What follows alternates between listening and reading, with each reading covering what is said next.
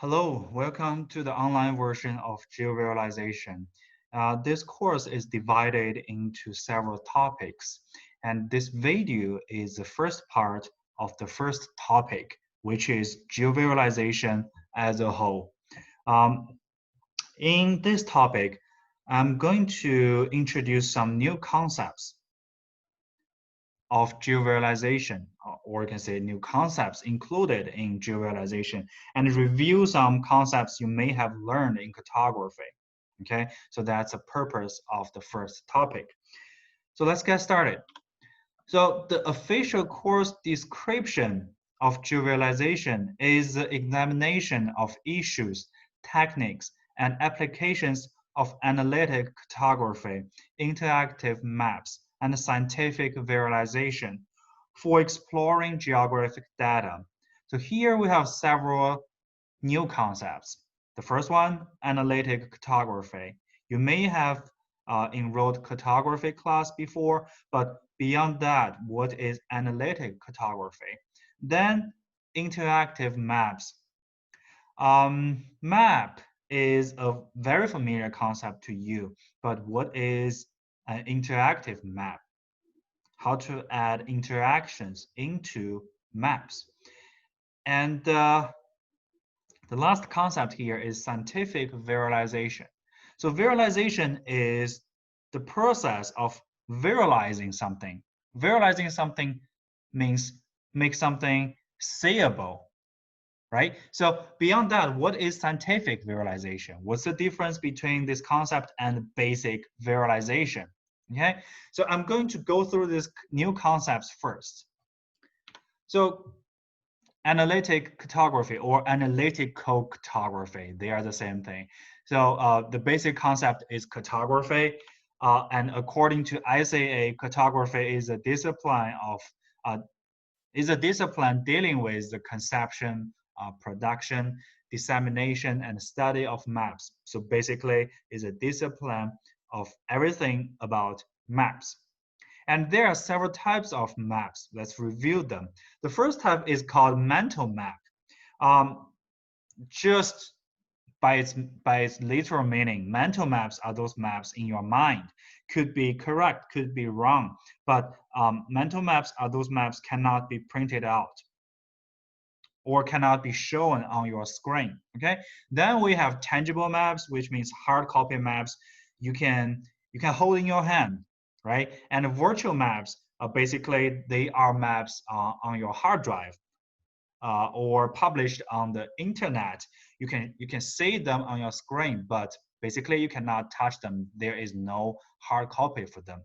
And there are also reference maps and thematic maps. Reference maps are also called general purpose maps, right? And the thematic maps refers to those maps do not want to show you locations and positions of different geographic entities. Instead of that, each thematic map has a specific theme, and different methods can be used to address that theme. This is also thematic map is also the focus of cartography class if you have ever enrolled before, right? And if you have enrolled before, you have learned using different thematic mapping methods, choroplast map, um, or gradual symbol maps, etc., to address a specific topic or several topics, or you can say several themes using a specific map. Okay, and under thematic maps, there are qualitative maps and quantitative maps, right? Qualitative maps means they're trying to show you something instead of telling you exactly the numbers, right? On the other hand, quantitative maps, they are trying to show you a specific theme and giving you more details about what? About numbers, about figures. For example, population density, right? Or the percentage of Latino people within a specific area, right? With specific numbers, with specific figures shown on a map. We call this map a quantitative map, right? And you can show a single variable on a quantitative map or multiple variables on a quantitative map. Okay, so basically, this is the concept of cartography, and we have different types of maps. And let's just see some examples of different types of maps. General purpose map, they try to display objects, or we can say geographic entities from geographic environment, right? And emphasize locations to show a variety of features of the areas of interest. And on the left side, we have a very typical example of general purpose map showing the north east area of United States, right? And a small part of Canada here. So we have different highways shown on this map, different state names, right?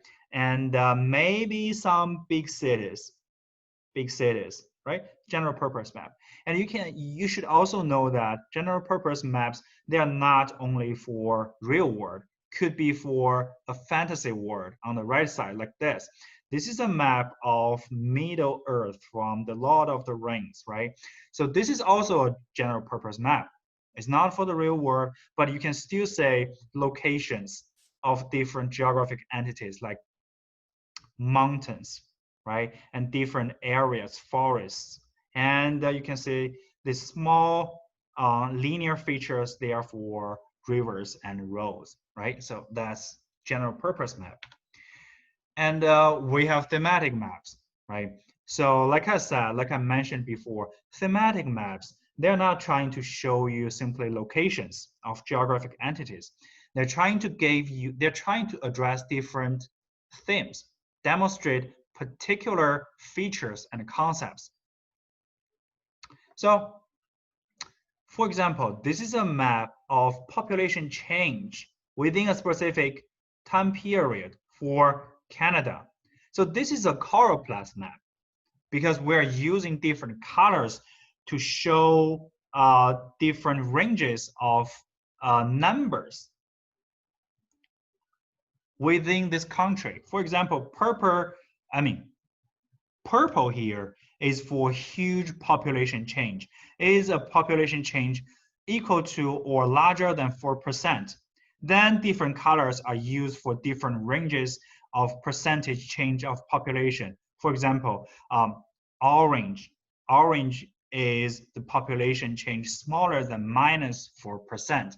So in this map, we cannot say different names for different provinces in Canada or different cities. Instead of that, we have enumeration units here, and we have different colors showing the population change in different enumeration units, right? So that's thematic map.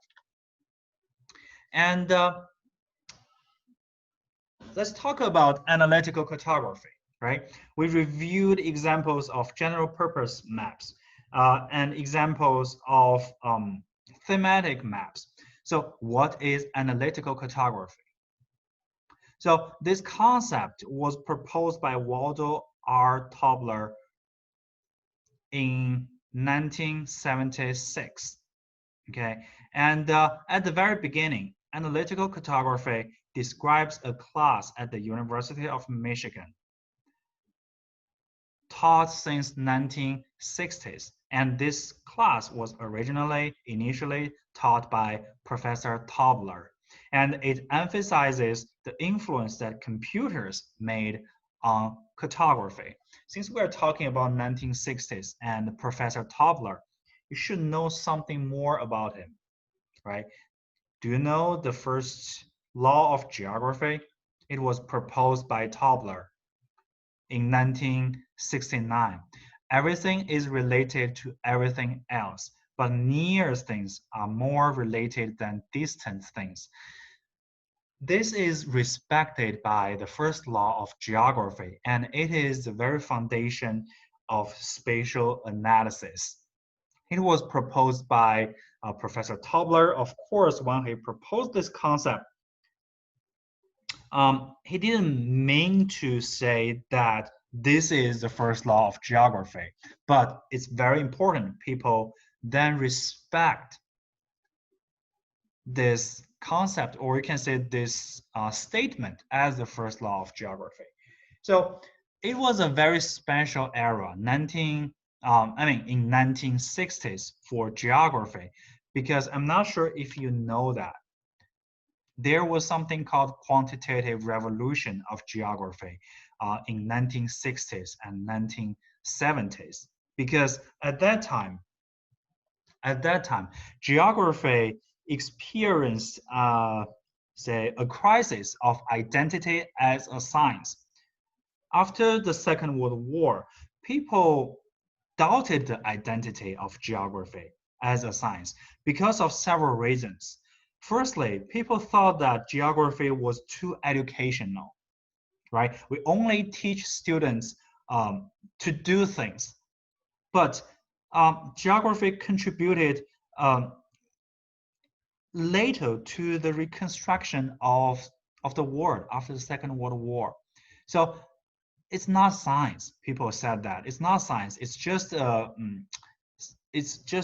educational tool, right? And the second reason was that geography can only record things, but cannot explain things, right? So we can record different locations, different geographic entities, and their locations, and beyond that, we cannot describe anything. It's all those geographic entities, they are facts in the real world. We can record them, but we cannot explain, right? And there are other reasons, but generally people doubted the identity of geography as a science. And during these thoughts, a lot of universities, they decided to close the Department of Geography. And the most famous one, I'm not sure if you know, was Harvard.